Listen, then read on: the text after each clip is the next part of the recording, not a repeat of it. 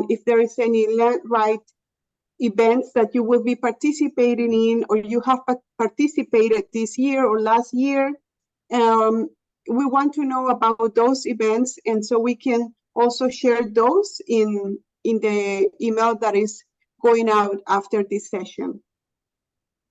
And with that, we want to thank our moderator and our panelists.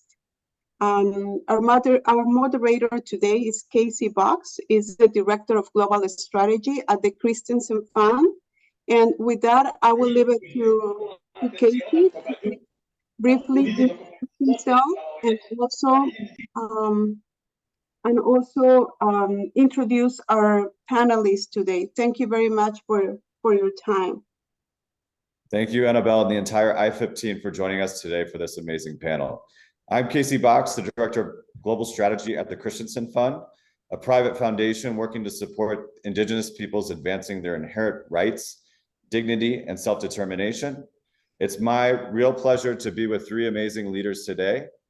My attempt is to have a fruitful conversation about land rights movements around the world and Indigenous peoples' contributions to them. I'm really honored to be joined by Gam Shere, who's a Naga and devoted a human rights activist for over 30 years. He currently serves as the Secretary General of Asia Indigenous Peoples Pact. Also, we have Male Olekanga, a Maasai practicing pastoralist, father of 3 daughters and 2 sons. Olekanga is the Executive Director of Impact and working to build Indigenous people's rights locally and globally. And finally, we have Say joining us from Colombia, who's a founding member of the Sekun, along with his wife, children, and a handful of other Arauco families. They lived high in the mountains and felt called to join the effort proposed by the Mamos to create new communities in 2008, just outside the Arauco territory. He's an amazing leader from Colombia, and I look forward to hearing from him. Without further ado, I want to start with Gam, who is joining us late in the night from Asia. We have to keep him awake here. Gam, good evening. Nice to see you. I'd love to ask you, can you tell us briefly about AIPP and your contributions to land movements in Asia? Yeah, hello to everyone, and thank you, Kesey.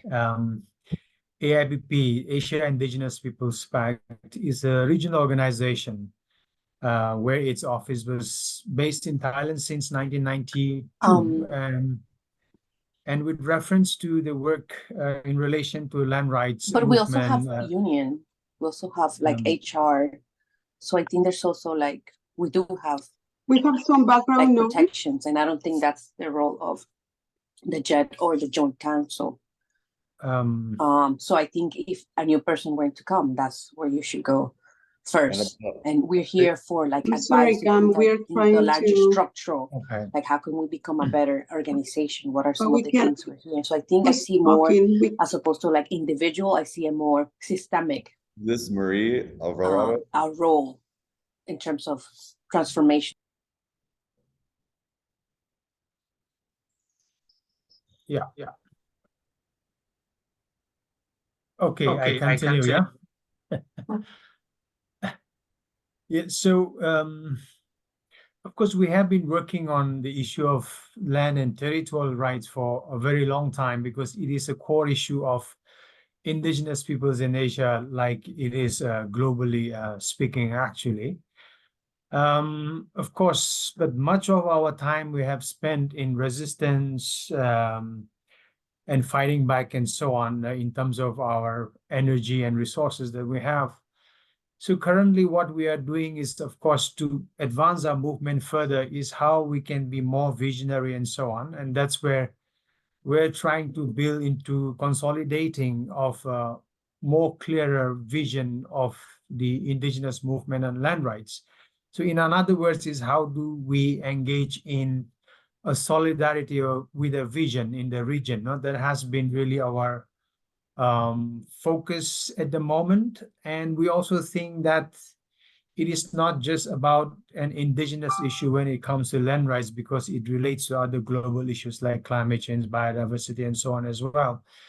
So, for instance, we are also working with other platforms and collaborating, like the Land Rights International Land Coalition Asia. Yeah, and then how do we build a common platform in which other people also can we engage on these indigenous issues at the regional level, so that indigenous issues are also understood by others. So we're also looking at how do we kind of mainstream our agenda into other organizations and civil society organizations and so on, so that we have a more shared vision. Yeah, that's briefly what EIBP's work is about on land rights. Yeah. Thank you, Gam.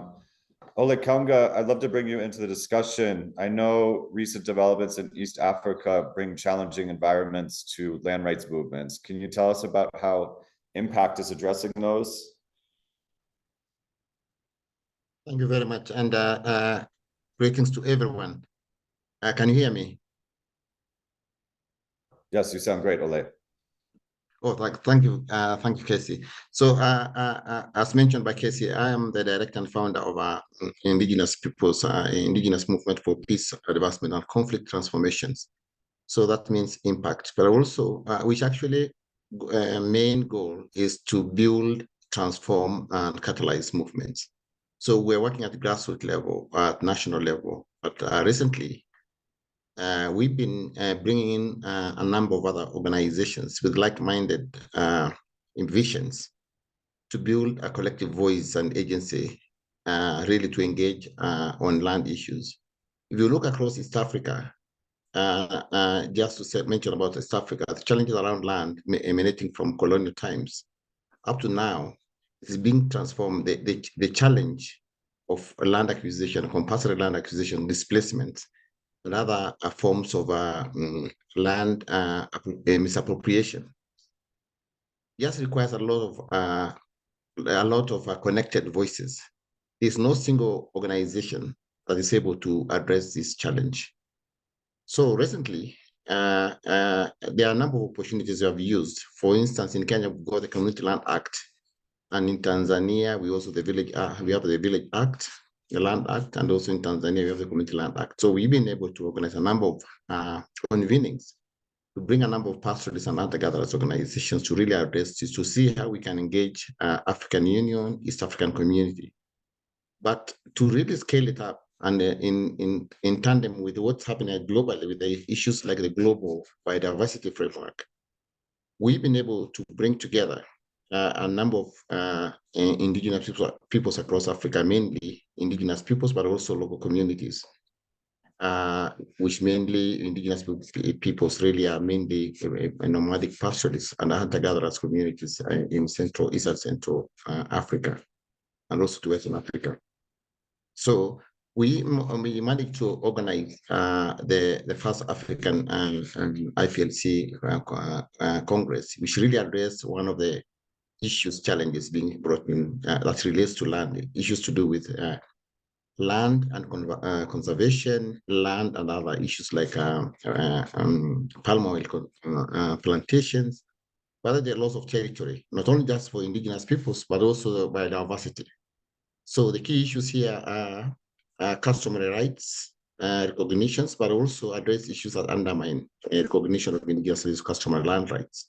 These are some of the things that we do, and we hope to really be able to resonate this with other alliances at the global level when we meet as indigenous peoples at the global forum.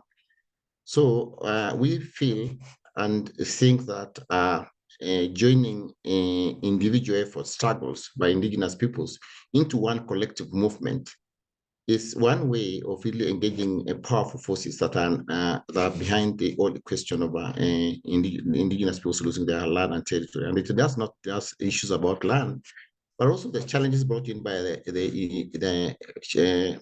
conventions or laws or policies, such as by global biodiversity framework, 30 by 30, issues also to do with the renewable energies Paris Agreement, which also, it has emerged that renewable energies investments are equally there also has a high impact of displacing indigenous peoples, as has been indicated by a number of solar energies and wind farms, and this will increase in the near future. So indigenous peoples need to come together to build a collective voice, but also innovate on how we really to engage these issues and build alliances, but also cross-sectoral. alliances with other non-indigenous peoples to see those who are actually able to support their request for their land. If indigenous peoples continue to lose their land, it's not just indigenous peoples who are going to suffer biodiversity, and also the heritage and the traditional knowledge in which they really contribute to sustain the world biodiversity. These are very important things that need to be connected to the land. So we are not just talking about land, but also natural resources, but also knowledge that is needed to really combat the negative effects of global warming and other issues.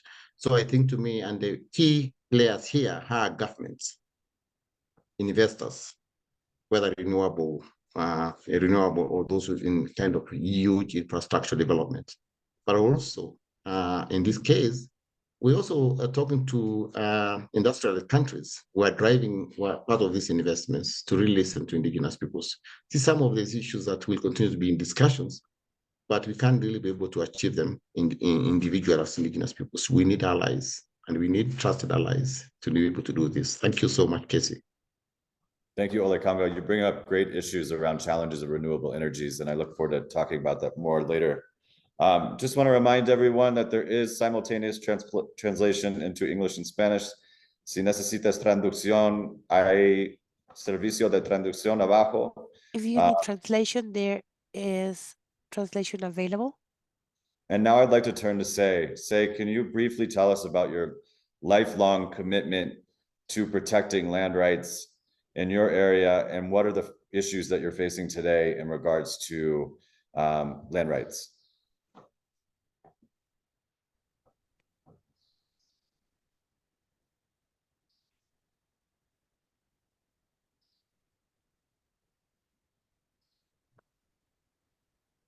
¿Me escucha?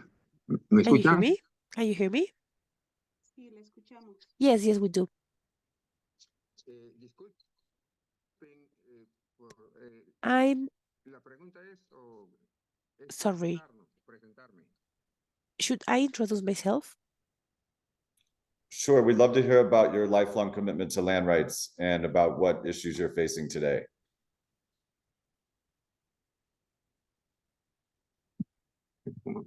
Credencial del original.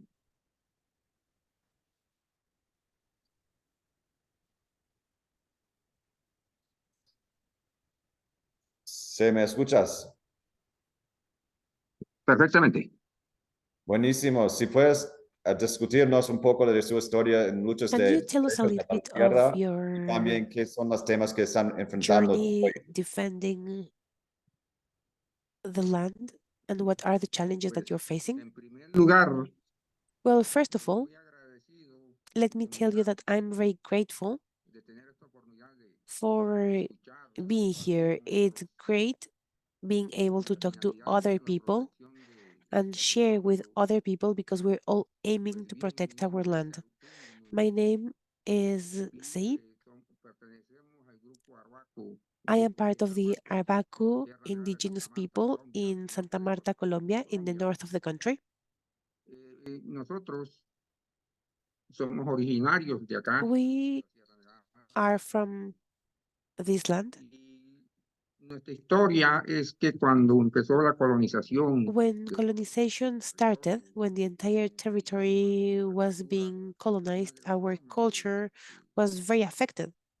de resistir no fue And one way of resisting wasn't actually fighting or talking because there was no space for dialogue, retirando en las partes altas de la but sierra. we decided to go to the mountains Siempre no teníamos que perder, tenemos esa convicción, nuestros because líderes. we have always believed, and our spiritual leaders have always believed that we cannot lose our connection with the earth.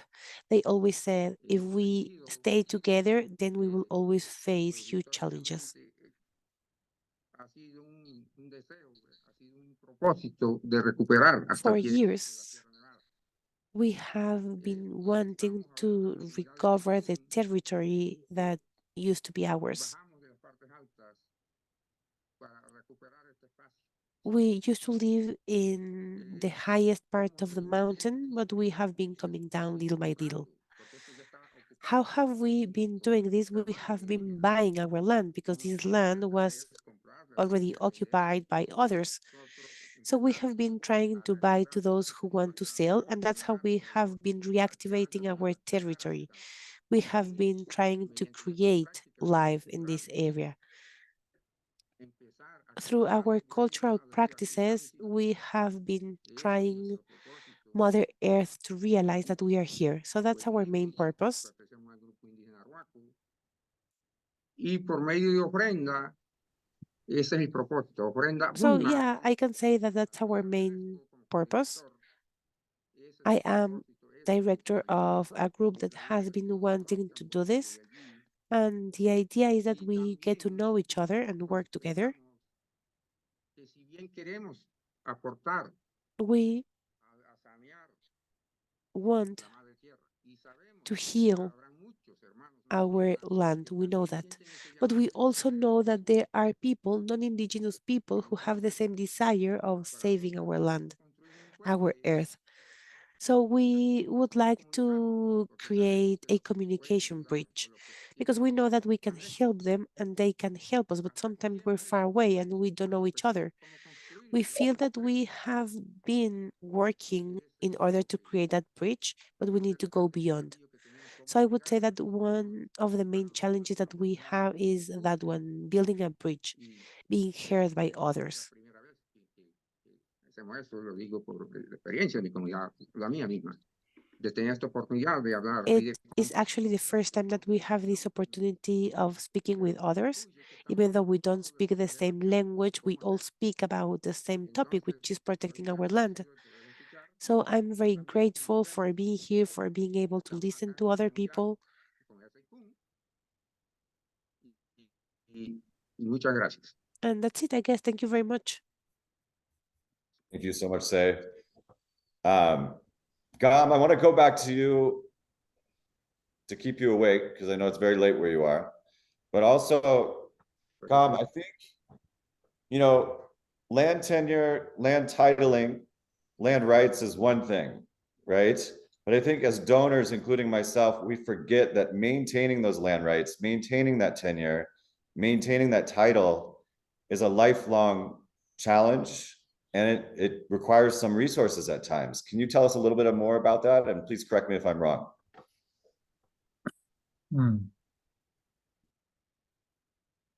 Yeah, I mean, definitely, I agree with you in terms of the needs, both that it is a lifelong struggle and issue. At the same time, of course, we also need the resources.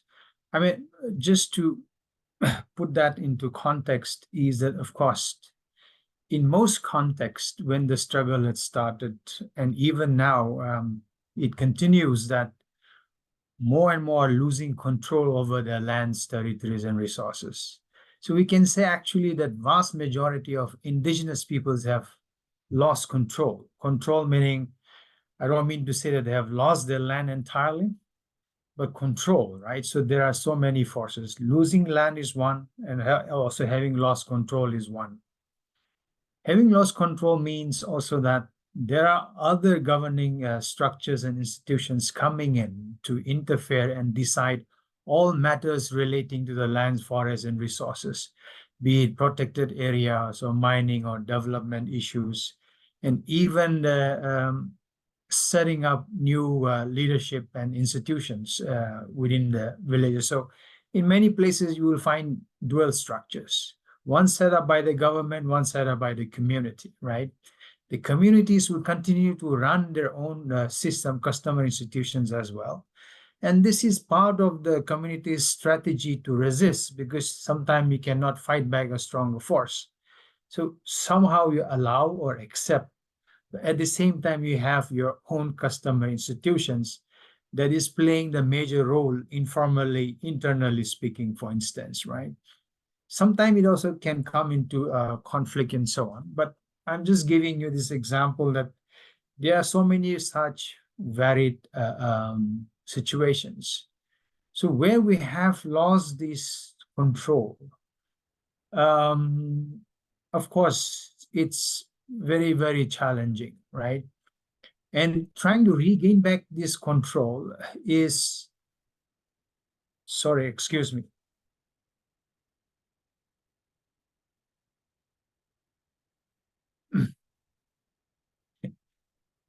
Sorry, excuse me.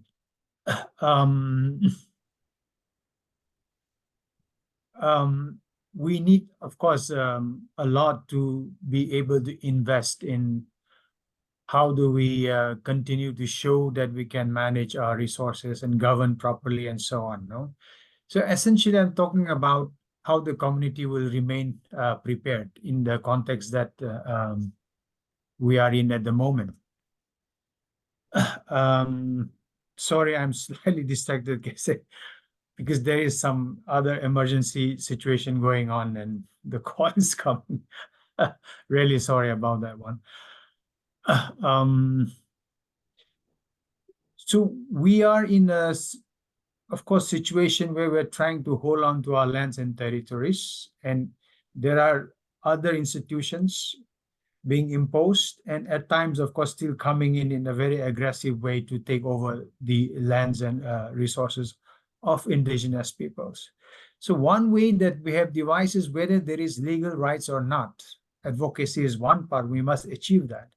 The best way that we have found is to prepare the community as well, right? And to prepare the community as well means one, they are revitalizing the traditional institutions, knowledge systems, etc., just to cut the story short, is and putting in place very good resource management, governance system, and so on, right? And then they're successful in the way that they're maintaining their environment and resources and so on. That becomes often one of the best defense mechanism. When the government comes or other authority also comes, if we are able to show this, often the repression is lower because we have just a justification and to argue for that we are capable of doing all these things and so on. No? So yes, you are right. It requires a lot of resources in that sense. But this also allows us to also better advocate when it comes to legal reformation and so on in different contexts. So this community preparedness and staying prepared all the time in this kind of different contexts, yes, it does cost a lot of resources because we have to be continuously on alert and also continue to build these kind of systems and capacity and so on. Yeah. Sorry, I was slightly distracted. Really excuse me for that. I have one emergency situation here. That's the reason. No problem, Gam. I know you work around the clock. Oleg Kaunga, that's one of the biggest things that keeps me up at night is whether the just transition, if you will be just. And the threat that the move towards renewable energies has to indigenous peoples and different markets, carbon markets, biodiversity markets, etc. What kind of resources do you need, Oleg Kaunga, in order to prepare the communities that you serve? You're on mute. First of all, hello. Hello. Perfect. Yeah, thanks so much. I think when we talk about resources, we often forget that indigenous peoples themselves have quite a considerable array of resources themselves. But the problem is they are being fragmented by very powerful forces. And they're always negotiating from a very weak point of view because they need to understand the law and also see how that law can be able to help them. There are a number of issues that really need to be addressed before a movement really happens, or you see the power that or what a movement can do. This need for resources to self-organize, to organize for indigenous people to organize themselves, in a way that they trust the leadership, in a way they see they constantly are engaging with one another, but also building alliances where necessary. They need resources to be able to engage with media. They need resources often times to also engage lawyers I've myself dedicated all my life actually in litigation, despite the fact that I'm not a lawyer, but organizing communities and seeking engaging on what we call strategic litigation. We are among the first organizations in 1998 to engage with the Kenyan government and also the British government to seek compensation for the land to do with historical land injustice in which the Maasai lost a lot of land. So these things are not really new. It's only new. It's only they appear now to be very much on the limelight because of the influence of the media. We have more fair access to media. So they also need money or resources to be able to address the whole question about how do you address when lives of those leaders are threatened, or when they are, or in such a situation where around in 2004, we had about 300 Maasai leaders arrested because of claiming their land rights.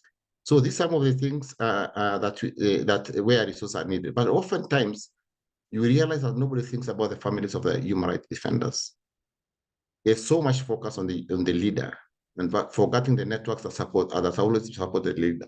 You see no single organization that I know that's able to support to rebuild the life of the relationships that the leaders have actually been able to have the applause. You don't just lose land. You lose all even including the energy, the cultural energies, emanating from associating or relating with their own land.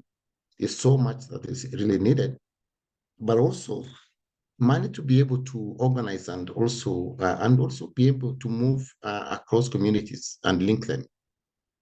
Often, in most instances, you realize that a good example that is happening actually with the biggest carbon grassland project, which is over billions of shillings, which is northern Kenya, where I am right now, where a number of agencies have invested in carbon, and the communities didn't really know, have no idea. They have never even seen the agreements that have been signed. But here, they are being given some money from the carbon initiative. But communities are not even aware about what the money is coming from, but they have only been given about 30% of the whole kind of bargain. And it's really intriguing that the carbon developers and the carbon the implementing agencies see this as a huge transformation. So this is the kind of this sort of interventions that are more or less disrupt communities in a way that communities are being enticed to agree to put their land in for conservation to create carbon offset projects. But in real sense, it's actually weakening their traditional occupation and livelihood systems, because communities now say we better a section of the leaders who often get bought by these agencies promote their carbon ideas away as an alternative to traditional livelihoods. This case is developing, and the communities, about 14 communities, really want to go to court. But right now, as we hear, you realize that they have been invited to several meetings as a way to disrupt them from doing this, as going to court. And organizations like Impact are being branded as inciters. And this puts sometimes our own lives at risk, and also put us in direct conflict with the government. The Kenyan government is now developing the carbon regulations. It has not been there, and we're engaging with this to create to ensure that communities are aware about what the laws propose and what the laws on what role, what rights do communities have when it comes to such projects, but also have a right to claim when there are some grievances against them. So the challenge with funding that exists is short term, and it never comes on the right time we need it. A good example also is also the struggle in Tanzania, for instance, that the few organizations are able to press a button to send the money when it's needed. Most of the money you require to fill so many papers for the money to come. and there's so much demands for human rights defenders hiding, crossing the borders to Kenya. We need the receipts. Where do you travel to? So nobody really takes into consideration the kind of the stress and the mental health of these defenders. So there's so much pressure also from donors, to the extent that actually they don't allow flexibility when they give the money for innovative ideas in which indigenous peoples can be able to utilize some of the other resources, non-monetary resources. Or for instance, there are so many in which cultural institutions where they have been undermined by the indigenous peoples who want to really revitalize them and use them as a way of engaging or reuse ways, their own traditional ways of organizing. And there are always other challenges, even when resources are there. So they need kind of a comprehensive way of support in terms of even strategies to enable them engage with the outer world, even if to communicate to that outer world. So, and this is why we need allies. We need the Oakland Institutes. We need the cultural survivors. We need the survival internationals. We need TCFs. We need all these organizations to be able to consolidate this voice and engage powerful voices outside the point of pressure where indigenous peoples. We want to get our messages there. And oftentimes we realize that we don't really have the media on our side, because the media gets suppressed in Africa. And also we realize that human defenders are criminalized when they defend their own territories. So when donors or when supporters or funders think about solutions, they need to think in solutions in a way that it is much more effective, efficient, and more respectable. It's more dignified. You're not just funding defenders. You're supporting justified or legitimate claims over people who have been weakened over many years of oppression.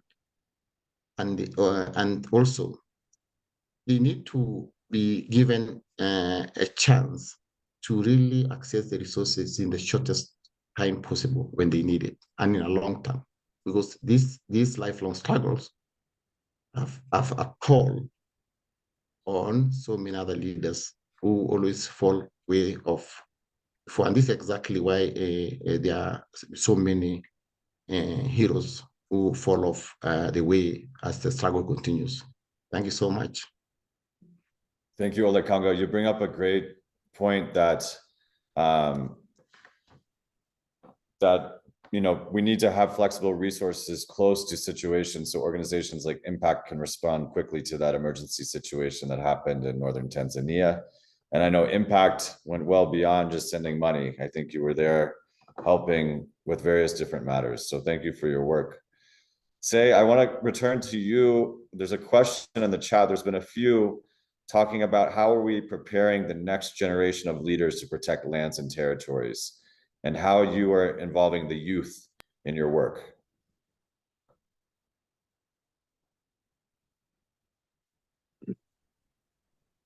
La pregunta es para mí. Is the question Yep. for me? Yes, say, go ahead, please. Would you like me to repeat the ¿Me question? escuchan? See, I can hear you. Sí, ¿cómo involucramos a los jóvenes? Well, the question is, how are we involving the youth, right? Correct. Es la pregunta, ¿no? Bueno, muchas gracias. Well, nuevamente. thank you for the question. Quiero como que dar a entender I want que nuestra forma de everyone to understand dialogar o de escuchar that the way we así siempre estando. work Y tenemos la oportunidad de los jóvenes, mujeres, is involving the youth. Actually, behind me, there are many young y nosotros, people. como dije al principio, And as I said at the beginning, esa conexión con la for tierra, us, that consideramos connection la with the tierra earth como un is key. texto sagrado. We consider that Y earth las reglas is para like a vivir sacred book, y convivir which con has ellos all the rules de for forma equilibrada. us to coexist Nuestras prácticas, in a very balanced culturales, way. cultivos, todo So we have different cultural practices, and para nosotros es everything we do follows a code that for us is written in nature itself. So as fathers, mothers, we know that we have the responsibility of teaching our children that. It has to do with education. How do we transfer that knowledge?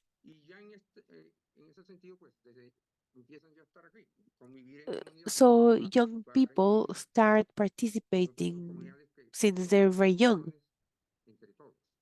And some of the decisions in our community are taken involving everyone. The information is always available to everyone, and that's a first step to involve the youth because they know that they have to participate. Let me give you an example. Today we had a community meeting. We all got together. Well, we get together very often to talk, to make decisions, and we invite young people to participate. We ask them to be present. And sometimes we also require technological knowledge, and we old people don't know how to do those things.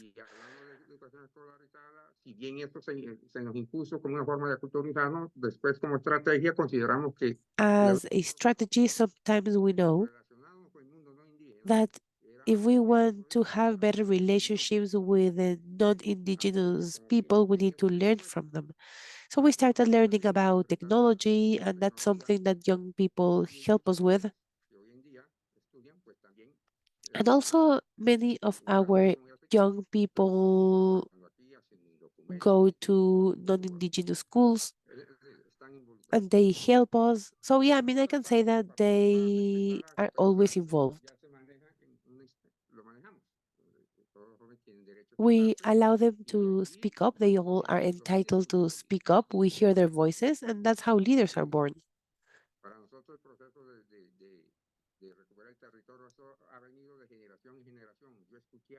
Our knowledge comes from our parents. I heard my parents who heard their parents.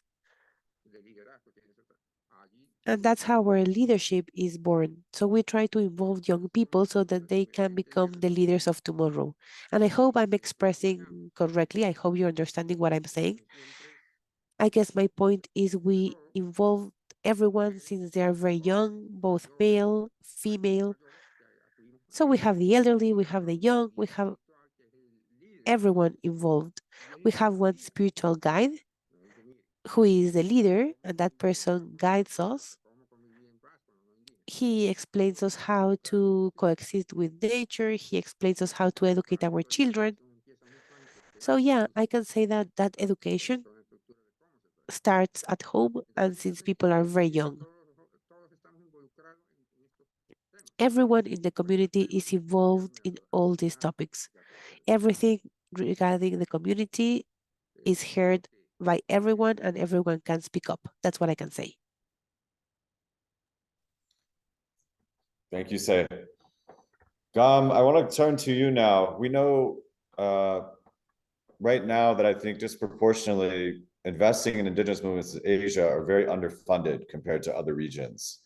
If you were to advise me at Christensen on how to best invest in indigenous peoples protecting their land rights, what would be your advice to me? Yeah, thank you, Casey. I think that's a very important question. Also, that we have a clear understanding of where the money should go and where it can be best invested. Now, there are a number of things there, but just to run through quickly, for example, I think one is very important to invest in leadership building as part of capacity building. And leadership here also means whether it's women, youth, or the other indigenous movement in general. Why I'm saying this is because preparedness of community is very important right from the ground so that the vision is built up and consolidated at the higher level and so on. because we will need youth, women, or any kind of indigenous leaders who understand indigenous leadership. So what I mean by this is we must know if the movement is to be resilient, then those leaders must know where in indigenous societies, where do we draw the legitimacy of leadership from? And that person also must know where is that collective power and how to use that collective power, right? And thereby, you are a visionary leader who knows how to create this collective vision, and then you are a leader of the collective vision. Otherwise, of course, because of historical oppression and destruction of our value system and erosion and so on, there's so many of them. There are a lot of confusion today, and we're not as clear as before in every level of leadership. So even if we bring in the youth, so for example, in Asia, we have a youth platform, and we're really trying to build the youth's leadership. Youth will have their own sets of confusion, and also at the community level and so on. So how do we create this kind of visionary leaders? I think as movements, we must engage and invest our time and energy. And of course, we would like donors to very much support in this area. Second part is, I think it is to invest directly on movements. And now when I say movements, the critical resource part, because we know that we're spending a lot of, if we quantify it in terms of money, it's so huge that I don't think any donors can really fund, right? Because we are talking about thousands and thousands of people gathering day in and out sometimes for even a month long sometimes. And we are doing this many times across the country, in some countries like when I was in India that we did, and where we managed to pass through this Forest Rights of Act of India, which I still think is one of the best legislation, for example, in the whole of Asia, right? How did we get through those things? It's because we were able to build that critical solidarity among indigenous movements leaders who understood. And it was impossible to fund that kind of a movement process. But we needed money as to how to critically use those resources in bringing movements and leaders together to have that common understanding. And how would not be just a protest action of thousands and thousands, but how the strategic advocacy will be carried out, right? So we are using those money more in those kind of a strategic advocacy, in generating those very critical information that we will use to convince whether it is a civil society or whether it's the policymakers, governments, and so on, right? Why I'm saying this is we must invest in bringing people together to have at least understanding of the common agenda. And we succeeded in Forest Rights Act, even though it was short-lived, but we did succeed. It's because we were able to nationalize that agenda. When I say nationalize means governments and leaders could no longer reject, because it was truly a very strong mass movement that time. And there were so many others supporting it, right? So ultimately, when we have to make big changes, we need big movements. And therefore, in this kind of things, I would very much, for example, appreciate if there is an understanding on how to invest on this kind of things, where, to be able to bring about this kind of big changes. And then also for sustainability with vision and critical solidarity and so on, that kind of leadership at different levels, and especially also targeting the youth. Okay, just one more point is, so for instance, the role of the youth, we must begin to look at the village level, right? We want the youth to play a role, but sometimes they also get lost, whether it's just advocacy or learning how to use or apply the modern technology and so on. But for example, for intergenerational knowledge transfer, we need to give them very concrete responsibilities. So what we have started doing, for example, is the youth who have reached a certain age, they are given now the responsibility to educate the indigenous children, right? To transfer that knowledge. So they already take on the responsibility as their duty to begin to educate the children. So that way, they become the connection to the elders and they become the connection to the children, right? So it is a way of reestablishing what was more that kind of more streamlined in and before. And I think that still works, and therefore they're able to have that very concrete responsibility and vision and understand why we are doing all this and why those wisdom and knowledge systems are still valuable, no? Sometimes we also, of course, that kind of a role in the leadership, appropriate role in the leadership at different levels. Thank you, Kase. Thank you, Gam. And I know you have a large youth gathering coming up this August, correct? Is there opportunities for donors to support that meeting? Yes, that's right, because we are taking it from the theme of this UN Permanent Forum, the role of youth in the self-determination, right? But we are also calling it the Youth Guardianship Summit. So it is for you to really understand what do we mean by guardianship when Indigenous peoples keep talking about guardianship, right? It's a huge responsibility. So how do we transmit these things and the youth begins to embody these things so that they are more visionary and they truly understand the values that we're trying to transmit and learn and so on, right? So it will be a big gathering, just to be very brief about it, yes. And definitely it is also this kind of activities that will really boost the role of the youth and also trying to embody this kind of values and collective principles, right, that we talk about, especially embedded in this concept of like guardianship that we often talk about. Yeah, thank you. Thank you, Gam. Before we go to our friend Claire Polking at the MacArthur Foundation for closing remarks, I want to give each of our panelists just a few brief moments to give closing remarks. So, Ole Kanga, do you have any closing thoughts to leave us with? Yeah, thanks so much for this space. And I feel that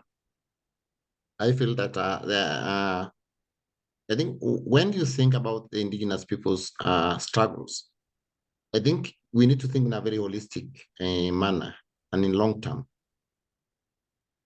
I think, to me, what is actually needed is solidarity with donors to be able actually to support a number of struggles that are there over a period of time. Because what is happening is that actually we are dealing with communities which have been weakened over a very long period of time by weakening of their own economic livelihood systems have been disrupted completely. We are talking about people who have been disrupted by education systems. So, for instance, if you think about the youth, we are thinking about how do you reconnect the youth with society, because they have been away trying to look for education. So it's like trying to put, it's a kind of, you have to think about the creative tensions as a way to sustain Indigenous people's livelihood. You think about the good that education brings, but also about what you're going to have to do. So the jungle without a lot of issues, but also in totality, we are talking about people who are at the lowest ladder when it comes to issues to do with poverty, issues to do with, so oftentimes they are not able to even get food on their tables, not about even organizing themselves. So they are juggling with a lot of priorities that are, and they need to be able to be supported in different ways. So for us, and in many of their partners here, normally have their proposals either restricted or sometimes the call for proposals is online, and you are dealing with communities that are in remote communities. So organizations like Impact are trying to play different roles. We are trying to mobilize resources for the grassroots institutions and organizations, whether they are registered or not, who are contributing to the overall goal of the struggles.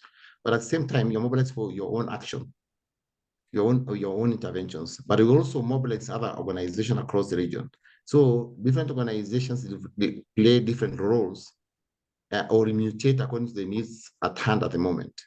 So we need to understand, and such forums of such like this right now for us to interact with different organizations, with different leaders, funders, is very important.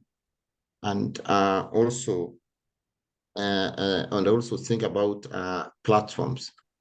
Africa is one of that has least participation in the global movement, not because they don't want, they are the least funded. They are the least, there's very little of the 1 or 2% of funding globally for indigenous peoples that is coming to Africa. And we don't see this changing. We see some hope here and there, but oftentimes what I hear is Africans are not really organized. How can we get organized when we are not being supported to organize ourselves? And the forces that are really interested in their lands are using resources, heavy resources, and they have the government on their side to further fragment our voices so that nobody really hears us. So the few of the leaders you come across, we often come and talk about Africa. Not if you happen to be in a space like a community as a permanent forum or in another space, you talk about Africa because you'll hardly get more than 10 or 15 leaders there. Thanks very much. Thank you, Ole. Say, do you have any very brief closing remarks for us? Sí, gracias. Sure, thank you. First of all, I want to thank everyone for listening to me. We have been recovering 3,000 hectares, and a high percentage was left for the forest, for harvesting, because that's very important for us. We aim to buy 2,000 more hectares in a couple of years. We want to keep harvesting and maybe exporting our products. This is our home, and we all need to take care of it, everyone. So we need to find better ways of finding partners. We know that some people don't even know what we do, so we need to explain them. I was talking about bridges before, and that's what I meant. We truly need to find a way to close those gaps and to build a bridge. We feel that we can even provide a good service to others. For example, if we start harvesting, we can sell our products, people can buy them. That way we get money. So that's one way for us to get money and then buy our territory. So we are trying to create different strategies, and hopefully we get to create even more. And I guess that's it. Thank you very much, everyone. Thank you, Say. In the interest of time, I'm going to turn to Claire Polking, who's a program officer at Macar. Actually, briefly, Gam, any closing words real quick? Sorry, I forgot you. Yeah, okay, just I was thinking of 3 points, but let me stick to 2 points. Very quickly is that when I was saying about investing in movements, it's very important. With bilateral donors, it's very difficult. So I think most of us here are from the philanthropies, and that's more flexible and so on. Why I'm saying this is because movement building means we also are initiators, and thereby we need to take some risk. And therefore, I'm just inviting that donors should also be more adventurous, where we can take risks together sometimes, no? Then only I think we'll be successful investing in organizational processes, because sometimes donors often want to see policy results and immediate achievements. No, that's one. Second thing is that I also would like to point this out, that for me as indigenous person, I do see the importance of, for example, Europe or America to be more stable and so on. And it contributes to indigenous issues. I know that in the past, UN processes also have been far more actually productive and so on, when Europe was more stable or America was more stable and so on. I think, therefore, we also need to look at how there can be other kinds of partnership as civil society organizations between indigenous organizations and civil society organizations, and not just as donors, no? And that's something that I would like everyone to think about. Yeah, thank you, Kese. Thank you, Gam. I like the reminder to be able to take risks. Claire, I would love to bring you in this conversation. Claire Polking, Program Officer of the MacArthur Foundation, just to give us some kind of closing thoughts, anything provoking you or anything that's making you thinking differently about supporting Indigenous peoples and land rights. Yeah, thank you so much, Gom, Ole, Say, and Casey for this really valuable conversation on the land rights movements from 3 really different contexts. But I think what was really interesting and what will seem to resonate with a lot of us is despite the geographic differences, we saw common themes like the need for sustained and flexible funding. And I like the term adventurous funding that we just heard, so that Indigenous communities can be responsive to the challenges and opportunities available for securing their land rights. We also discussed the need for healing and care, both for leaders, but also for their families and communities, noting that there's often hundreds of people behind any of the leaders that we see speaking with us in panels like this, and caring for their families and communities is equally as important.